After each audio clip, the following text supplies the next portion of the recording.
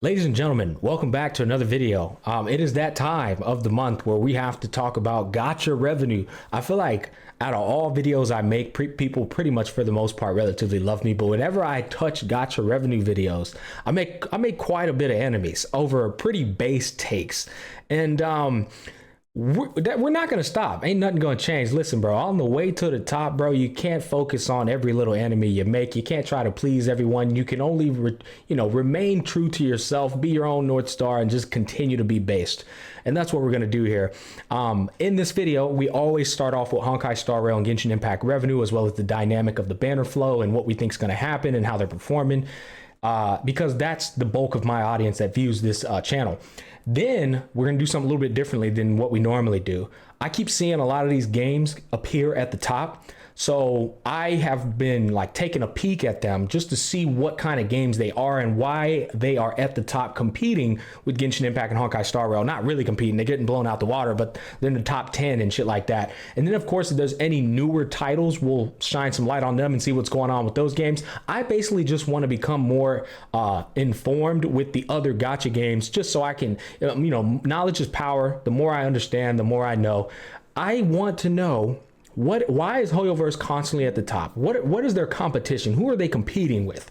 And that's what we're going to talk about today. So let's do it. Okay, so starting off with the top, Honkai Star Rail still number one, Genshin Impact still number two. Honkai Star Rail went up $4 million and Genshin Impact lost $1 million, pretty much maintained its same revenue. Now keep in mind, this is global mobile revenue only. This does not pertain to PC revenue, which is a huge portion of their, obviously their earnings as well. And it doesn't pertain to China exclusive servers. If you want to look at the China exclusive servers, you can come over here to this website. They keep track of the China mobile revenue. So one could make the argument that when you're looking at these things, it is 100% not showing you can't make the argument. It's factual to say it's not showing the whole picture 100%. But at the end of the day, it's still something we could look at and compare it on a mobile basis. And we can use it to troll Genshin stands who are mad that their game's not number one. Yeah, so month of October for Honkai Star Rail was a pretty big month. Topaz and Sealer rerun came into October. Now it's the back end of it is in November. That wasn't the big one though. The big one was Jing Liu. Jing Liu is right now sitting at the top of the meta. She's also a character that was super badass, fine as hell, like a better version of Ayaka. Shots thrown on accident, crossfire. Hey, man, I didn't mean to. She's just a super dope character. I'll be honest with you though. So it makes sense that October was a high performing month for Honkai Star Rail. Now Genshin Impact, on the other hand, we brought up their stuff, and in the month of October we had Nouvelette, which the beginning of his banner was actually in September, which there's a huge chunk of revenue that occurs at the beginning of a banner, especially when somebody as drippy as him releases.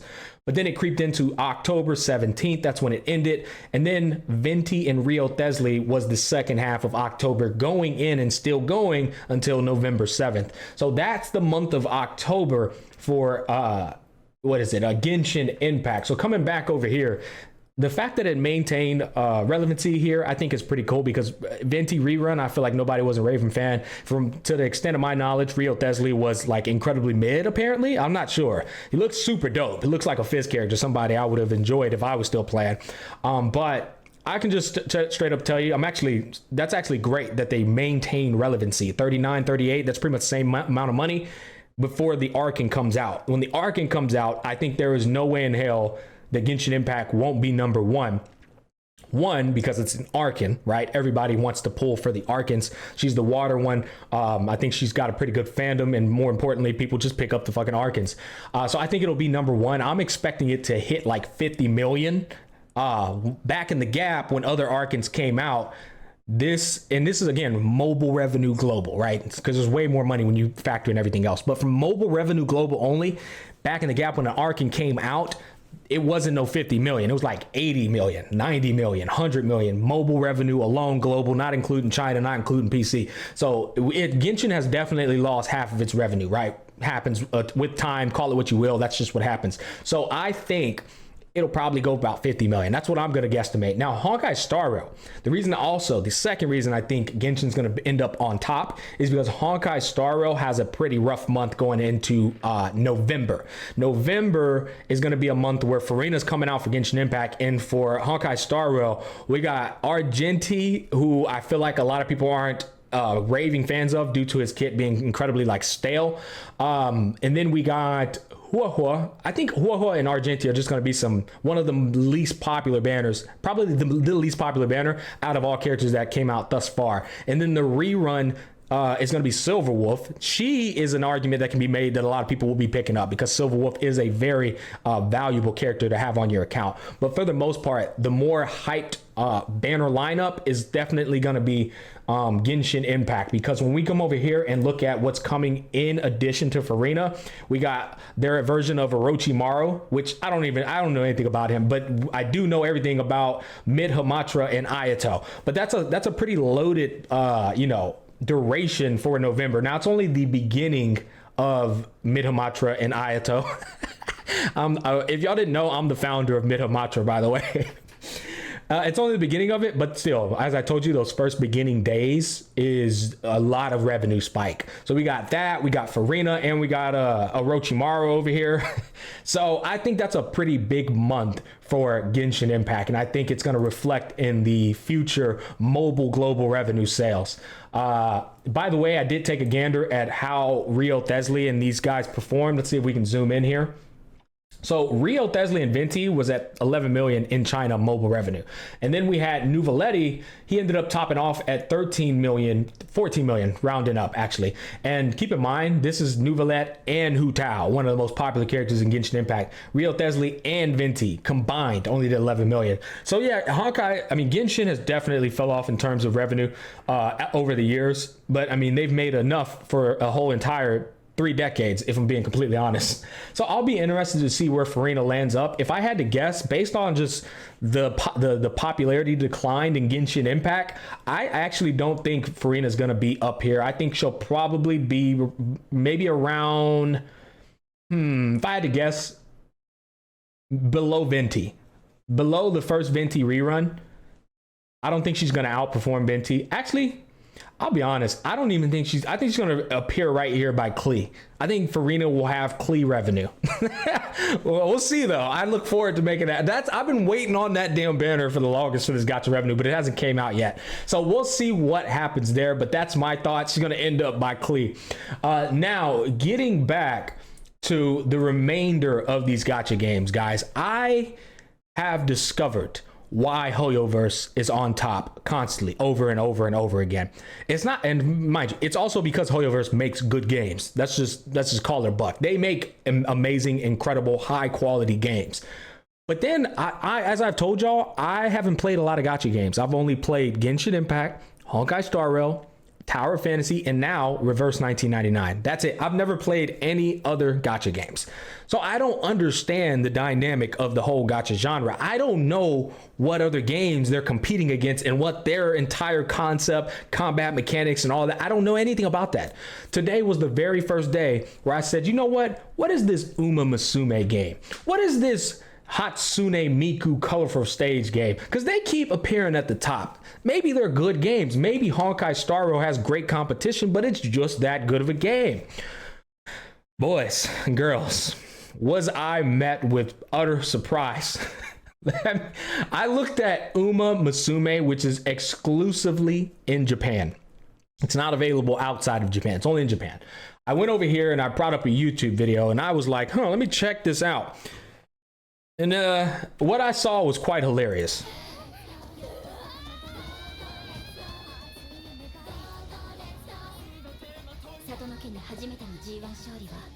So I want to be clear here, guys. That scene and this scene right here, that is the nature of the entire game. And let me elaborate. Oh yeah. Here's a perfect scene to demonstrate what they do. This is what they do in the game.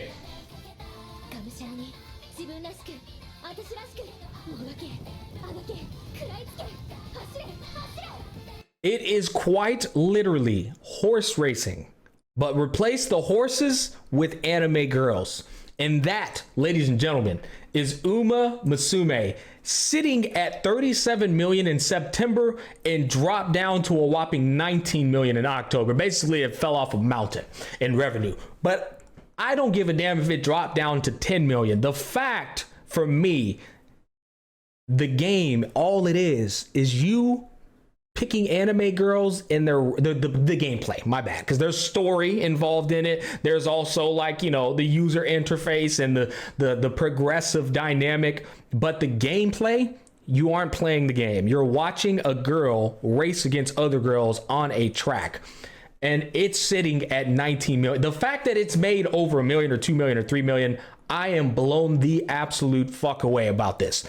Is this what we've come to in the gaming world today? We're spending millions of dollars watching some anime girls run on a track. I told you I was going to make some enemies. I'm probably going to make enemies with a lot of fandoms today, but I don't give a fuck. This is my opinion. This is truly how I feel. Maybe I'm getting old, but that is what I would call some hot garbage. Yep. 100%. I call that some hot garbage. I looked at some more of these games. I'm gonna make a couple of more enemies, guys. Not intentionally, just because I'm telling the truth. I see now, though, why Hoyoverse is always number one. They're always number one because the gacha genre, and from what I've seen, is just either horrible and it's like eye candy, and that's why they're spending money on it. There's no actual, like, thought-provoking or in-depth combat mechanics. Is just like some bullshit. I mean, holy fuck, bro. This is the first time I'm seeing this stuff, so I'm blown away, guys. Then I looked at Hatsune Miku. Oh yeah, by the way, to finish that, it's either that or it's a game that's like needs a complete overhaul and it's just washed out. Like, I looked at Fate Grand Order. I brought that up, and I was looking at it and I was like, because I've seen this game in the top for a while. So I was like, why is this game always in the top? What's it looking like? And I went to battle mechanics. Make them able to fire off their noble phantasm in the first turn. And then you play a 3-man side scroller. And I saw this and I said, oh, there's some actual combat in this game. There's some turn-based. Okay, cool. Now with them, with your 3 skills per character and a deck of 15 cards of 3 different colors. And then they have the card system. So these guys are obviously probably one of the originators of the card combat system. So I saw it. There's respect on this game, and it's been around for so long. I can easily see why this game actually is successful. However, in today's 2023 gaming, it looks like it needs a massive overhaul, an upgrade. It needs a part 2 or something. I'm looking at it though, and I'm like, this looks like a good game. Unlike most games, you can't skip battles, but we're comparing it to Honkai Star Rail. Bro, get this dude off the screen. If we're comparing this to Honkai Star Rail, let me just mute this guy. In Genshin Impact, of course it's not competing with them, bro. This game looks old as shit. You know what I mean? But at the end of the day, I'm sitting here coming back to this list here, and I see 28 million in September, 18 million. I mean, it fell off a mountain too.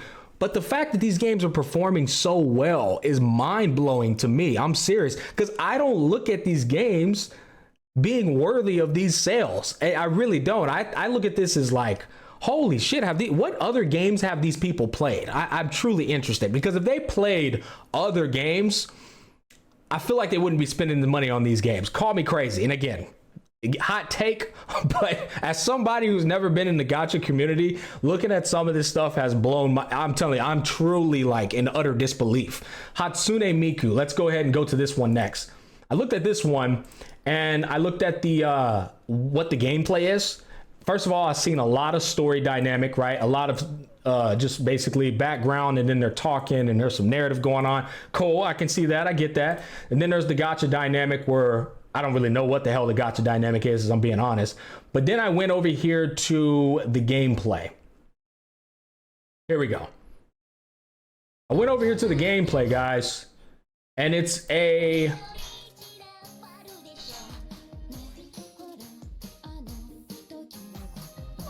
music game. You hit notes. And don't get me wrong, I think those games are great. I think they're fun and enjoyable. But do I think they should be making 12 million in global and then another 11 million in Japan, mobile only alone? I don't know about all that. I don't know about all that, guys. But this comes back to why these two are always at the top. Well, who the fuck? They ain't got nobody to compete with them. Not really.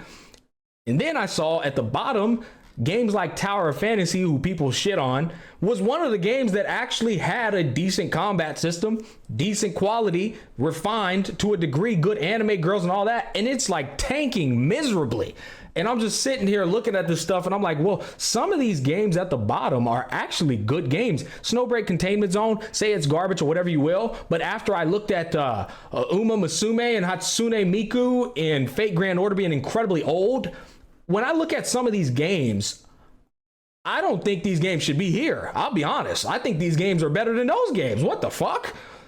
What is going on here? So I guess maybe it's poor marketing. Maybe it's poor monetization plan. Whatever it may be, this gacha genre is a fucking mess based off of what I've seen, guys. So those are truly my thoughts on what I've looked at up here, but we're going to go over some of these other games. I looked at Blue Archive. Let's go ahead and take a look at Blue Archive. This is Blue Archive right here. And to turn the tides of the battle, you can even use the unique skills of each student that show up in groups of 3 with shared energy that recharges over time.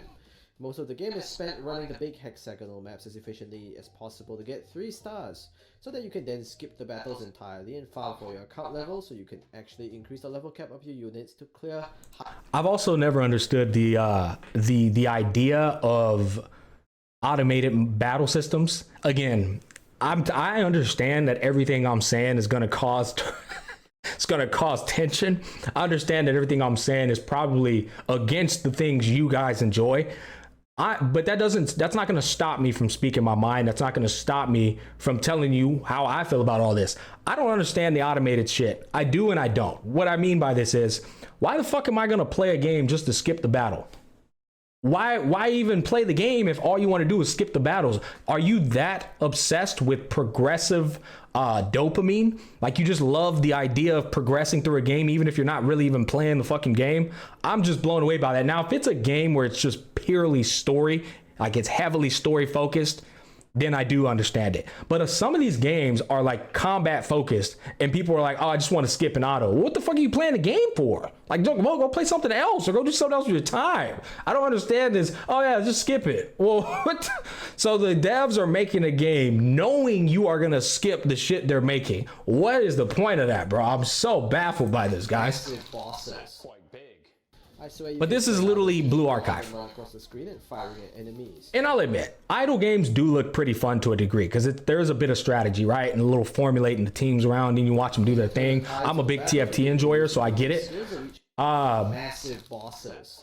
But again, guys, coming back up here, 10 million global. Is there a Japan version? Yes. 9 million Japan, mobile only. Good fucking Lord, bro. I don't know if it's worth all that, fellas. But see, when I get back to Genshin and Honkai, I think what they're making, I think all these games are making way too much money if you ask me. But I now understand why they're always number one. There's not really anything competing with them. That's why Wuthering Waves, I think, will be such a big deal. Not to say that it's going to be better than them, but at the very least, it has refinement, quality, and true depth to its gameplay and combat system. So I could see why people are anticipating that. What the fuck else are you supposed to be waiting on over here, guys? It looks crazy. In fact, when I took a look at Reverse 1999, new debut October, mind you, it came out October 26th, the very end of October, and it made 1.4 million in mobile revenue for global, and it made another 600,000 for Japan exclusively. And then for whatever reason, there's another global for 800,000. I don't know what that's about. I guess you combine that with the other one, so now it's sitting at 2.2 million. With another 600,000 from Japan. And keep in mind, Reverse 1999 is a exclusive in China too. So they're not even like including the China revenue in this. So there's a global revenue, then there's a Japan exclusive version apparently, and then there's a China exclusive that's not even shown in here. They do that a lot for other games. There's China exclusive versions of other games that they just don't supply on this list. I don't know the reason, but that's exactly why you can't take this list like too literal, because there's a lot of income sources that aren't accounted for on this site. But at the end of the day, it's still good content to watch and consume and listen to me like yap. Going back to everything I was saying, man, I'm looking at all these games and I'm just like, Some of these games down here, I'm telling you, are better than the games up here, bro. I don't get it, bro. Holy shit. But then again, this is just my opinion, and people have their taste. I always say different strokes for different folks. That's the truth. Some people like what they like. I don't get it, but hey, you know, whatever floats your boat, I guess. What in the hell? This gives me more understanding behind the psychology of the people who are in the gacha genre. I understand more like what it is that they like, and now I get why they complain about certain things and why they don't complain about certain things. This makes so much more sense to me, guys. Holy shit. Now, I did see that Mobile Suit Gundam debuted in October as well with 1.5 million. Boys, girls, Mobile Suit Gundam, back in my day, that was the best damn robot anime around. I don't know what the hell you watch these days, but let me tell you something. Mobile Suit Gundam back then, that was it. I want to check that out. I'm truly curious. Okay, so Mobile Suit Gundam UC Engage. See if we can find some combat here. So we got the user interface. Okay, that looks pretty nice. Graphics. She looks pretty good. That's not too bad. It look a little old. What in the RoboCop is this? Okay, what the hell? They're showing actual. Wait, they're showing actual anime footage? That's actually pretty cool. This seems like a nostalgia, if you ask me. Okay, now here's some combat.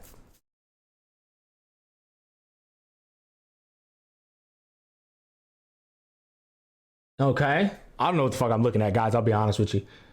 Off rip, it doesn't look that good if I'm being completely honest. October 2023, brand new gacha game, Mobile Suit Gundam.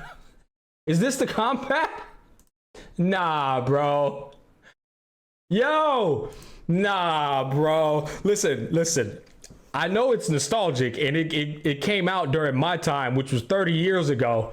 But damn, y'all not only bringing me back down memory lane with the title, you bring me back down memory lane with these Nintendo these regular Nintendo graphics, bro. What am I looking at? What is this? And this is exactly what I'm talking about, guys. Fandoms just be carrying straight garbage. Fandoms, oh, it's Mobile Suit Gundam. Yeah, let's play it. Bro, what are you playing? What is this? There's no way you're going to sit here and tell me this game is worth 1.5 million. Holy shit, I'm gonna make a lot of enemies, guys. Listen, I rest my case. I could go off on so many games if I really wanted to, but I get it. People are gonna be all in their feelings over companies and games that they themselves don't own, nor does the company care about them. These people just think they have a right to be upset about somebody keeping it a buck. Hey, the moral of the story, there's nothing right now competing with Honkai Star Rail and Genshin. There's nothing right now competing with Hoyoverse. Nobody else out there is putting out the quality they're putting out. And if they are putting out the quality, they aren't marketing correctly, they aren't monetizing their game correctly, or the game's story is just so incredibly dog shit, or the design of the characters is. But from what I've seen, they pretty much do a lot of things correctly. They just, for whatever reason, they fail.